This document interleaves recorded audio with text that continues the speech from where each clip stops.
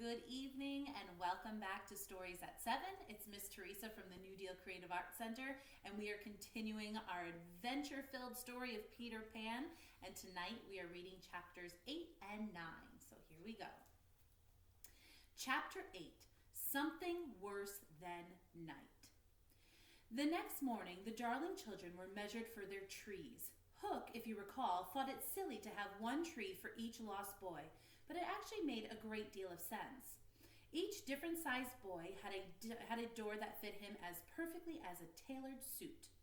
This way, they could all enter the cave at once without having to wait in line. More important, no other body except each lost boy's exact body could fit in that particular tree. This was especially helpful in the case of sneak-up pirate attacks. After a few days' practice, the darling children became very quick and graceful about using their trees. To enter the cave, they sucked their breath in and down they went at exactly the right speed. To rise, they would suck in and blow out and so wiggled up. They also grew to love their new underground home. It was simple and sweet, a bit like camping. Even Wendy stayed there now. It was too lonely in her own house, and this felt so much more like a real family. The cave was one large, cozy room with a floor made of dirt. The boys used mushrooms as chairs and sawed-off tree trunks as a table. There was one big bed on which all the boys, except Michael, slept, packed in like sardines in a tin. Because space was so tight, there was a strict rule against turning around until one boy gave the signal, and then everyone had to turn at once. Michael could have slept in the bed too. There was always room in Neverland for one more. But he was the littlest, and Wendy liked to pretend that he was her baby, so she hung him in a basket next to her bed. Her pet wolf, who followed her everywhere, slept on the floor, guarding them both. Tinker Bell also lived in the cave, in a tiny space carved into the wall no larger than a bird cage. Over the entrance to her room hung a curtain that she could pull shut when she wanted privacy. Small as Tink was, Tink's room was the fanciest part of the whole cave, filled with the finest fabrics, soft tiny bedspreads, and delicately carved antique furniture. "Your house may be bigger," Tinker Bell informed Wendy, "but mine is better." Still, Wendy had bigger concerns than whether Tink's house was better. The boys kept her so busy cooking and cleaning and sewing that weeks would sometimes go by before she left the cave and saw daylight. "It makes one long for the old single life," she thought wistfully, as a real grown-up might. As for her parents, she missed them and worried about them, but there was something about Neverland that made time and those worries blur. Somehow she was confident that the bedroom window and her parents' arms would always remain open for her to fly back into. What did disturb Wendy, however, was the fact that John was starting to forget their parents, and Michael had already forgotten them entirely. He actually thought she was his real mother. To fix this, Wendy set up a little school with their old life as subject instead of spelling or math. The other boys wanted to go to school too, so she let them sit in. Of course, they always failed the quizzes, especially the ones with hard questions like, "What color are our mother's eyes? How did we spend last Christmas?" and "Describe Father's laugh." Peter never came to school or took a quiz. He said it was because he despised mothers and holidays and even sometimes laughs, but really it was that he couldn't read or write. While the other boys were in school, Peter would go off alone. Whether he went on a real or imaginary adventure, Wendy could never tell unless she or one of the boys had also gone, and with Peter, sometimes not even then. But Wendy had many of her own adventures. Which such tale would you like to hear? The night attack by Indians under the underground cave when a few of them got stuck in the hollow trees like fat Santas in chimneys? Or perhaps the time Tiger saved Tiger Lily's life in the Mermaid Lagoon and so made her lifelong friend? Maybe I should tell you instead about the cake the pirates baked and kept leaving around to make the boys sick, but which Wendy kept finding and snatching from their hands until it got stale and they didn't want it anymore, and Hook eventually tripped over the hard stale lump in the dark, stubbing his toe. I could tell you about the birds that were Peter's friends, especially the Never Bird who lived in the tree above the lagoon, and how her nest fell in the water once, but she kept on sitting on it anyway to protect her eggs, and Peter gave orders that no one was to disturb her. A shorter lagoon adventure, and almost as exciting, was Tinker Bell's attempt, with the help of some other fairies, to float a sleeping Wendy back to the mainland on a leaf until Wendy woke up and swam back to Neverland, foiling Tink again. Perhaps the best way to choose is simply to toss a coin. And so, the lagoon has won. If you are lucky, when you close your eyes at night, you will sometimes see a lovely lagoon where the mermaids live and sing their beautiful songs. When you are awake, the nearest you can get to this lagoon is the beach at sunset in the surf. The children spent long summer days at the lagoon, swimming or lazily floating. Much to Wendy's disappointment, the mermaids turned out to be as unfriendly as Tinkerbell. When they weren't splashing her with their tails, they ignored her entirely. The mermaid didn't like the boys either, except, of course, Peter Pan. Peter spent hours talking to the mermaids or sitting on their tails when they got particularly cheeky. The lagoon was most beautiful at night when the moon came up and the mermaids began to sing their strange wailing songs to lure sailors onto the rocks. But it was not a safe place for humans then. Wendy knew this, and she made sure that she always gathered her children and left before dark. On this day, however, as they were all dozing on Marooner's Rock after lunch, something strange and frightening happened. It wasn't night yet, at least Wendy didn't think it was, but the lagoon seemed to shift around them. Little shivers ran over the water and shadows replaced the sun. It was not night that had come, it was something worse. Chapter 9, The Mermaid Lagoon.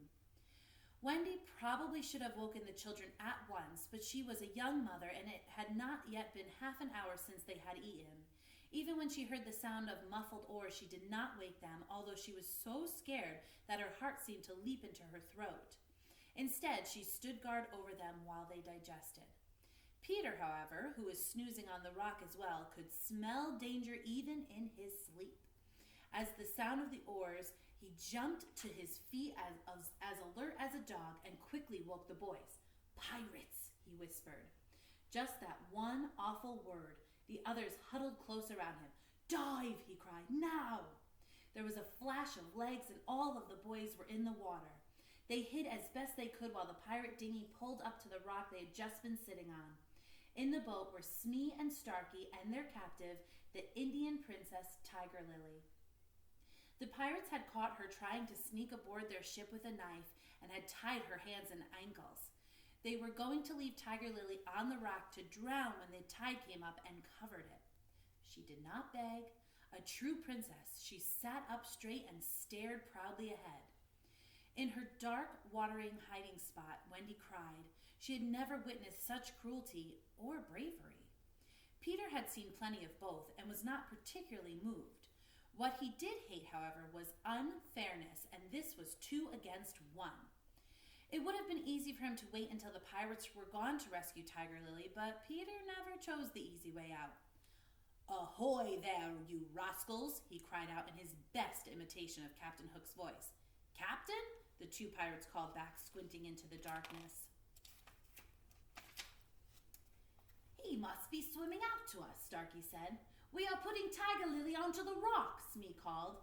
"Set her free immediately," was the surprising response, "or I'll plunge my hook into you both."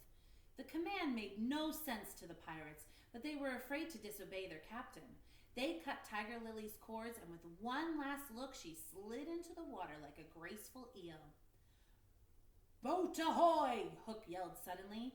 Only this time it was the real Hook, who was apparently also in the water and swimming toward the boat. Wendy and Peter watched from the dark water as Hook used his metal claw to grip the side of the boat and pull himself aboard. From the light of the pirate's lantern, Wendy could see his roughly handsome face. She wanted desperately to swim away, but Peter signaled for her to stay put. Once on board, Hook sat with his head in his hands, groaning in extreme frustration. "Captain, what's wrong?" Smee asked. "It's over," Hook said, sighing. "The lost boys have found a mother." Wendy puffed up with pride, floating now a little higher. "Oh, evil day," Starkey said. "What's a mother?" asked Smee. Just then, the nest belonging to the Never bird floated by, with the mother bird still sitting on it. "That is a mother, a good example of one at that," Hook told Smee. "Her nest fell into the water, but has she deserted her eggs? No." There was a break in Hook's voice, as if, for a moment, he was recalling his childhood and his own mother. But he brushed away this weakness and what might have been a small tear with his hook. "Captain, I propose we kidnap the boy's mother and make her our own," Smee suggested. "Yes," Hook said. "We will capture the boys and make them walk the plank. Then we will keep their mother." Smee and Starkey cheered. "Wait," Hook said, suddenly remembering Tiger Lily. "Where's the princess?" "We let her go," Smee replied. "Why?" Hook demanded. "Why, you told us to," Smee stammered. "I heard you too, Captain," Starkey said. "What kind of trickery is going on here?" thundered Hook. "I gave no such order." He looked around and shivered. "Dark spirit that haunts the lagoon tonight," he called out. "Do you hear me?" "I hear you," replied Peter in Hook's own voice. Hook was brave, but Smee and Starkey hugged each other, shaking. "Who are you?" he called out. "I'm James Hook," replied the voice, "captain of the Jolly Roger." "No, you aren't," Hook screamed angrily. "Yes, I am," the voice insisted. "If you are Hook," Hook said, trying to sound friendly, "then who am I?" "You are a codfish," Peter said promptly. Smee and Starkey were slightly stupid and proud, a bad combination. "A codfish," they muttered. "Have we been taking orders all this time from a mere fish?" Hook barely heard them. It was not their lack of faith in him that most bothered him, but suddenly his lack of faith in himself. He felt his ego slipping away. "Don't desert me," he whispered hoarsely. "Hook," Hook asked cleverly, "do you have another voice?" Peter could never resist a game, so he answered in his own voice. "I do." "And another name?" "Yes." "Are you an animal, vegetable, or mineral?" Hook asked. "Yes, no, and no," replied Peter. "Are you a man?" Hook tried next. "No," Peter practically spit. "A boy, then?" "Yes." "An ordinary boy?" Wendy wanted to play too. "He is a wonderful boy," she shouted, giggling. Hook was stumped. You can't guess," Peter bragged. "Give up?" In Peter's pride, the pirates saw their chance. "Yes, we give up," they cried. "Tell us who you are." "I'm Peter Pan," Peter yelled out, laughing. Instantly, Hook was himself once more, and Smee and Starkey his faithful crew. "Get him!" roared Hook. "Dead or alive!" Quickly, Peter whistled for his own crew. The Lost Boys were resting in various parts of the lagoon. "We're coming, Peter!" they cried. The fight was short but sharp. Swords flew in the water and air, followed by many wheezes and whoops and wails as the two pirates and the Lost Boys clashed. Hook and Peter had their own private battle to fight. They met not in the water, but on the rock, which they both, coincidentally, climbed at the same time from opposite sides. It was so dark that they didn't see each other until they were almost in the middle, nose to nose. Peter grabbed a knife from Hook's belt and was about to finish him off when he noticed that he was higher up on the rock than Hook. This would not have been fighting fair, so Peter offered Hook a hand to hoist himself up. Hook was not a similar fan of fighting fair. He leaned over and bit Peter in response. It was not the pain of the bite, but the pain and surprise of the unfairness that dazed Peter, making him quite helpless. All children are affected like this the first time they realize the world is unfair. People had been unfair to Peter before, but he had always forgotten it, and so he reacted as if it were the first time. Hook clawed Peter twice with his hook, and he might have finished him off had he not just then heard a ticking. Instead, Hook slid immediately into the water, swimming madly for his ship. That brings us to the end of chapter 9, and that also puts us halfway through our book of Peter Pan. Thank you so much for joining me tonight. I look forward to reading chapters 10 and 11 tomorrow. Have a great night.